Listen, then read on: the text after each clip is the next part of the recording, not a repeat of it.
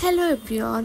আজকে সন্ধ্যাবেলা খুব বেশি ঝাল খেতে ইচ্ছে করছিল, এই জন্য আমি বুদ্ধের আড্ডার সামনে চলে যাই। এখানে একটা কোরিয়ান রেস্টুরেন্ট আছে, ওখানে ঝাল রামেন পাওয়া যায়।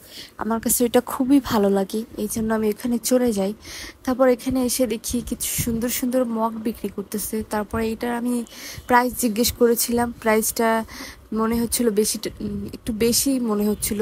এটার প্রাইস বলেছিল 200 টাকা। তারপর আর এটা আর আমি নেই প্রাইস বেশি দেখে।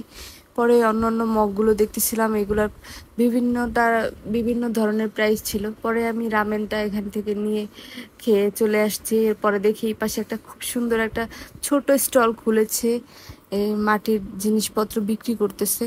একটা ডাব দেখেছিলাম, যে ডাবটার দাম তুলনামূলক খুবই কম ছিল, আমার এত পছন্দ হয়েছিল।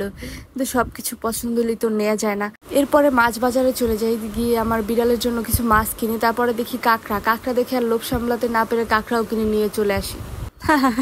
এইটাই বাস্তব।